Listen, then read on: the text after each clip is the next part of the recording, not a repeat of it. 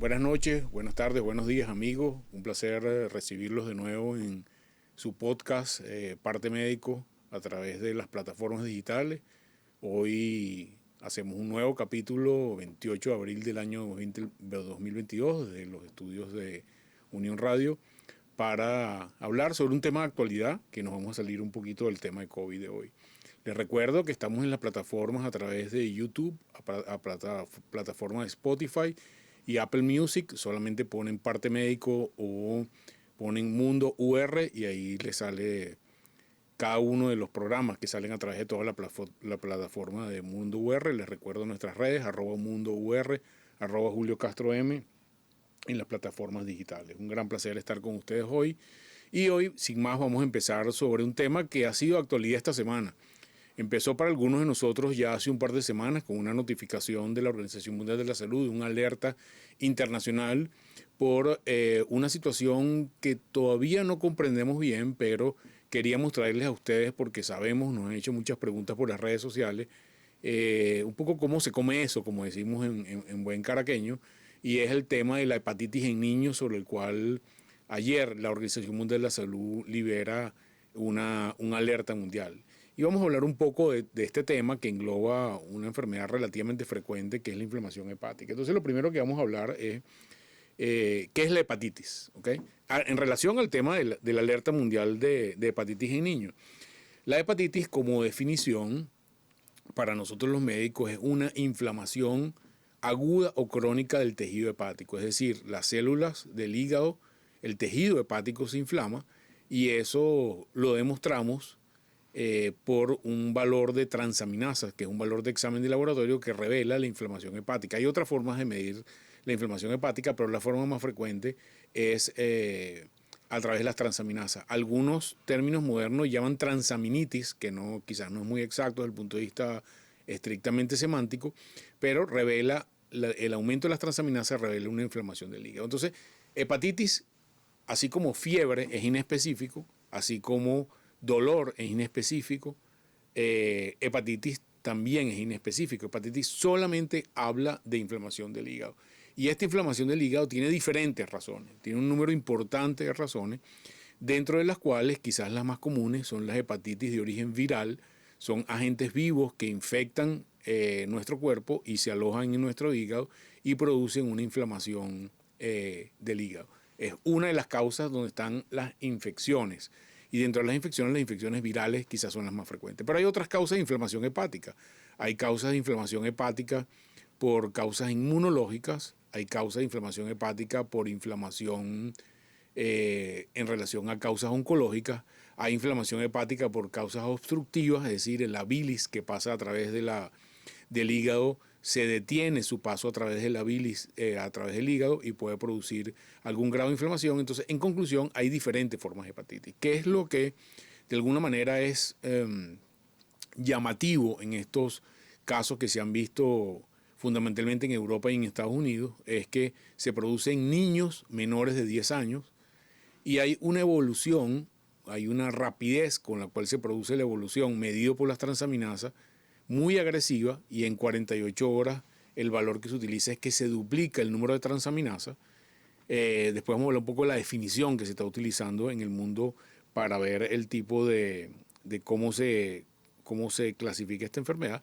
Pero en conclusión, hasta ahora tenemos una inflamación hepática en niños demostrada por aumento de las transaminasas o color amarillo en la piel, y que además de eso, es una condición muy importante, no es o se diagnostica o se evidencia o se descarta hepatitis de tipo A, hepatitis de tipo B, que son todos virus, hepatitis de tipo C, hepatitis de tipo D y hepatitis de tipo E. Hasta el momento va la secuencia del alfabeto. Hay hepatitis virales por diferentes tipos, virus A, virus B, virus C, virus D y virus E. Cada una tiene sus propias características, cada una es un virus diferente. Algunas son fundamentalmente agudas, como la hepatitis A y la hepatitis delta. Otras son fundamentalmente crónicas, como la hepatitis B y la hepatitis C. Pero para entrar en esta categoría de esta alarma internacional, tiene que ser no A, no B, no C, no D y no E.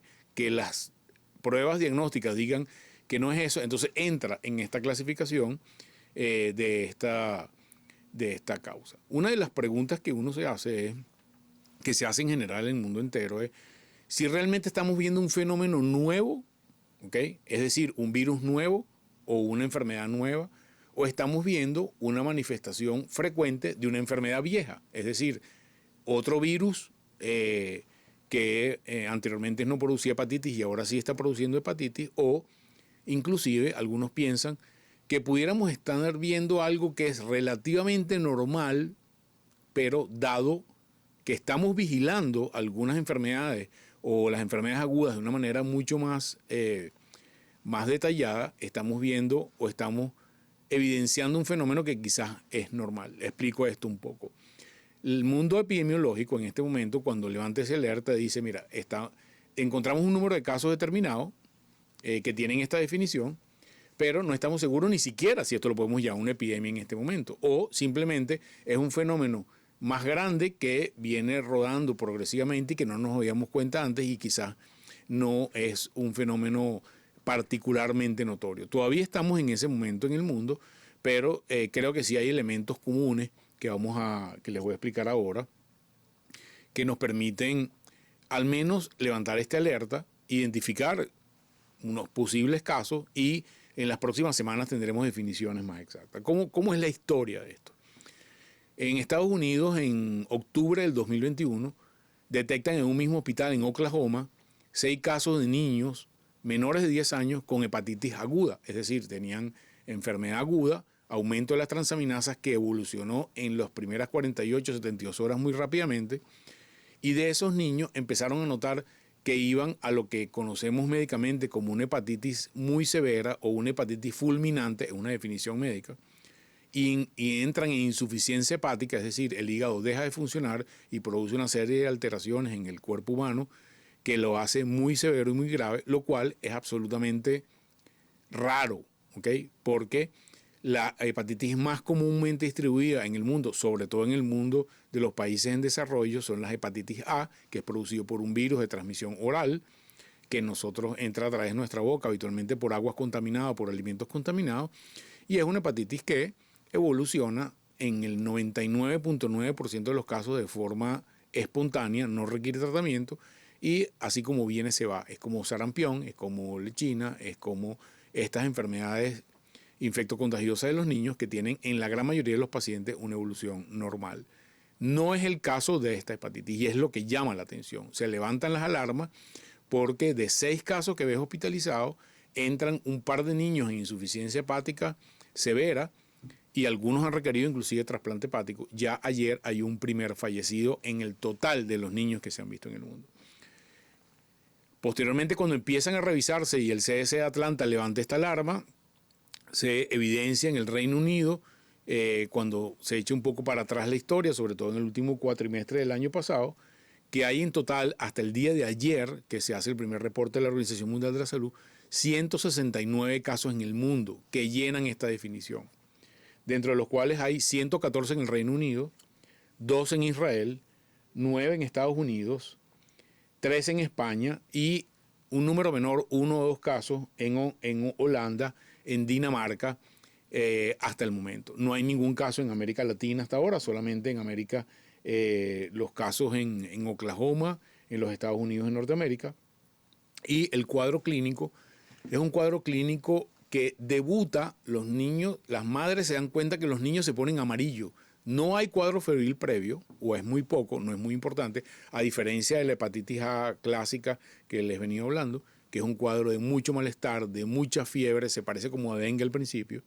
En este caso, los niños tienen muy pocos síntomas y empiezan a notar que están amarillos. Se les nota el amarillo en lo blanco de la piel, en lo blanco del ojo, se les nota el amarillo en el color de su piel, y una consideración que se produce añadida al cuadro de estar amarillo es que empiezan a orinar color refresco, como té oscuro, es un color particularmente oscuro, que es una manifestación de que la bilirruina se está perdiendo por la orina, y esos niños son llevados al médico, detectan que tienen unas transaminasas que están en el orden de unas 10 a 20 veces el valor normal establecido para esos laboratorios. Se establece como un valor diferencial mayor a 500 unidades de transaminasa, que es cuando uno le reportan, independientemente del método, pero más allá de 20 veces el valor normal, y que además de eso, los valores de transaminasa se deterioran o aumentan casi el doble en 24 a 48 horas. Esa es la definición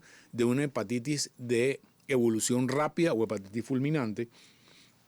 Y la mayoría de estos niños, algunos de ellos tienen cuadros precedidos al cuadro del color amarillo en la piel, que la definición médica es ictericia.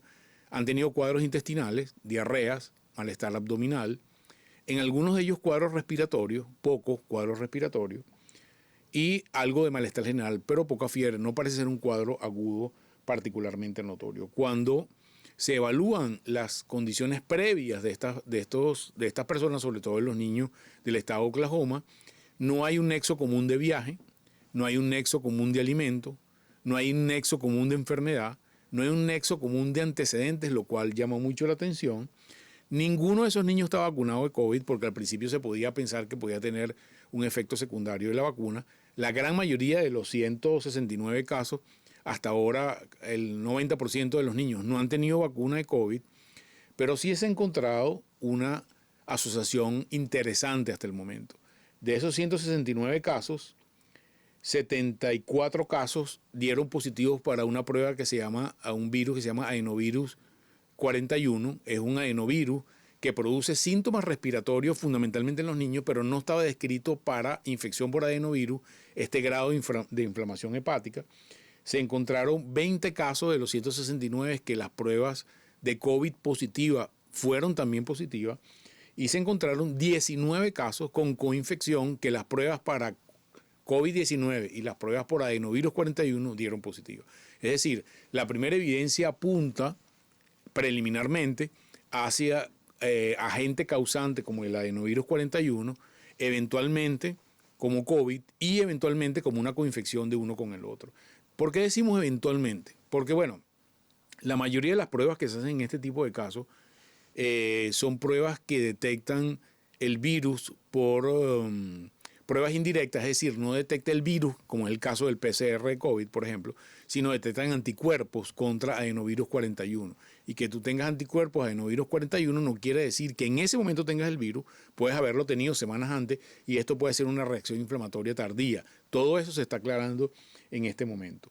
Algunos de ellos han tenido PCR para COVID, pero llama la atención que no todos lo han tenido. Entonces todavía siguen quedando algunas interrogantes en esta condición y eso no permite decir un cuadro clínico. Es muy importante que no está clara la forma de transmisión, porque los niños de Oklahoma, lo mismo que los niños de Inglaterra, que son donde ha habido mayor número de casos, no tienen un nexo común, no fueron a la misma escuela, no vienen de los mismos condados, no han tenido el mismo tipo de exposición. Por lo tanto, hasta el momento no está claro si hay un link o un nexo común y el nexo común va conectado a la forma de transmisión. Entonces sí llama mucho la atención que siendo el adenovirus 41, que es un virus ya conocido, un virus fundamentalmente respiratorio, esté reportando inflamación hepática de este nivel. Previamente, como les dije anteriormente, no había descripción de adenovirus 41 como enfermedad hepática severa, sí como enfermedad respiratoria, con un cuadro con moco, malestar, tos, transitorio, un cuadro parecido a lo que en Venezuela llamamos una gripe o que en otros países se puede llamar como influenza, pero no hay una descripción. Es importante, y esto es un mensaje también para los médicos que nos oyen a través de nuestro podcast, que hay que descartar, para reunir esta definición, hay que descartar otras causas de hepatitis. Hay hepatitis tóxicas por medicamentos, hay hepatitis virales, como ya hablamos, hay hepatitis inmunológica, hay hepatitis obstructiva, pero es importante para que reúne la definición que uno debe hacer una primera aproximación clínica de ese caso y descartar otras causas de hepatitis que no son, que eliminamos todas esas condiciones. Es muy importante aclarar, y quiero hacer énfasis en particular en esto, que en Venezuela y en América Latina hasta ahora no hay ningún caso. Es importante tener eso claro. No sabemos si va a haber casos en realidad, pero en la medida que el sistema de detección de casos mejore en cuanto a las definiciones, es posible que haya un caso. Pero realmente no sabemos, porque no sabemos si esta es una enfermedad transmisible, si se transmite de alguna manera que pueda eventualmente está relacionado. Lo que sí está claro, y voy a repetirlo de nuevo, es que la gran mayoría de esos niños no tienen vacuna de COVID, por lo tanto, imputarle esto a un efecto de la vacuna de COVID es absolutamente inadecuado y es algo que debemos estar pendientes. Otro mensaje para mis amigos médicos, que debemos estar pendientes, sobre todo los pediatras. Debemos estar pendientes de cuadros compatibles con hepatitis. La definición que utiliza la Organización Mundial de la Salud en este momento para hacer una denuncia de caso es niño menor a 10 años con algún cuadro inflamatorio, infeccioso, si se quiere, banal, que coexiste con transaminasas en mayor de 500. Ya esas tres condiciones hacen la definición del caso y hay que monitorearlo. Paso seguido, hay que descartar hepatitis virales y una vez que tienes descartadas las hepatitis virales clásicas A, B, C, D y E, hay que probablemente este sea un posible caso, y la otra condición es que el paciente se deteriore, sus transaminasas aumenten, lo que quiere decir que aumenta la inflamación hepática en las próximas 48 horas. Entonces, como ven, amigos, es una información muy preliminar, todavía muy escueta, no hay razones para alarmarse todavía, ¿ok? Sobre todo que no tenemos claro si es que esto es una enfermedad de transmisión persona a persona, que es muy importante tenerlo claro, o si hay una fuente común de contagio. ¿Por qué hay tanta incertidumbre? Bueno, porque hay enfermedades que en la medida que van avanzando vamos entendiendo cómo se transmiten y nos puede permitir saber exactamente la naturaleza y cuánto riesgo puede representar esto para algunos de nosotros. Moraleja importante, no parar la vacunación de COVID en niños, no tiene nada que ver con esto. Tenemos que no cambiar los hábitos habituales pues, que tenemos en este momento. Seguimos cuidando con nuestro tapaboca en sitios cerrados, en espacios donde hay mucha gente, y estar vigilantes a lo que pasa. Entonces, por el momento, alerta, no alarma, sino alerta, estar pendientes de la situación y notificar en el caso de que uno vea alguna de estas definiciones. Bueno, amigos, vamos a pasar a nuestro balance de COVID porque, como ven, a pesar de que este tema no es directamente COVID, tiene un ramalazo con el tema de COVID, y vamos a ver nuestro monitoreo semanal de cómo va utilizando la gráfica que ya es tradicional en nosotros. Entonces, vemos que la semana que empezó el 18 de abril terminó con 2.4 millones de casos nuevos. Acuérdense que en algún momento tuvimos aquí arriba en 22 millones de casos, es decir, casi que han bajado en un 85% el número de casos semanales, lo cual es bastante satisfactorio. Estamos llegando a uno de los puntos más bajos de casos por semana que ha tenido la humanidad en los últimos 2 años, lo cual es una noticia muy auspiciosa, pero siempre recordando que la situación en China, en Hong Kong, sigue complicada en el mundo asiático con aparición de unas subvariantes de Omicron que empiezan a crecer en el mundo asiático y que tenemos que vigilar para ver cómo va a avanzar hacia nuestro país esta situación. Pero por los momentos en el mundo estamos en el punto más bajo y eso explica por qué algunos países empiezan a quitar normativa de el uso de tapabocas, normativa de los espacios públicos, etcétera, etcétera. Yo creo que todavía, al menos en mi opinión, en Venezuela, como vamos a ver en la siguiente lámina, debemos seguir cuidándonos, sobre todo en espacios cerrados y en sitios donde hay mucha congregación de gente. Entonces, vemos la lámina de Venezuela, que es la siguiente lámina, y es nuestra lámina tradicional. Venezuela está en el punto más bajo en este momento en los últimos 2 años de casos semanales y también de fallecidos, es un hecho real, pero sobre todo en ambientes hospitalarios donde hay enfermos, en sitios cerrados como por ejemplo el metro, el transporte público, donde hay mayor densidad de personas, y en espacios cerrados debemos seguir utilizando nuestro tapaboca. Entonces, amigos, con esto terminamos nuestro podcast de esta semana. Como siempre, los anuncios parroquiales para que nos sigan en nuestras redes, como les dije, Spotify, en YouTube, buscan la lupita, es el circulito que es como de búsqueda, ahí ponen Parte Médico Julio Castro y les va a salir en cualquiera de las plataformas de YouTube, de Spotify o Apple Music, y ahí pueden verlo. El podcast está hecho en 20 minutos para que usted pueda grabarlo. Usted pone suscribirse, lo graba en su teléfono y usted lo puede oír cuando va en el carro, por ejemplo, cuando va a llevar a sus niños al colegio, cuando va a hacer mercado o cuando esté en su casa tranquilo, para que en 20 minutos usted se actualice de la situación de salud en el mundo y en nuestro país, y es nuestro plan seguir actualizándose.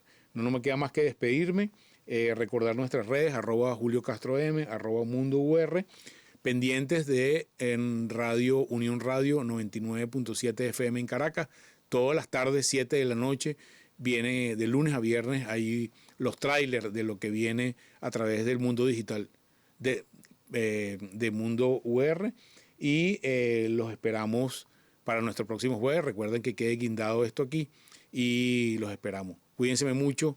Recuerden, como siempre, seguir usando su tapaboca en las condiciones que les dije y nos vemos próximamente. Saludos.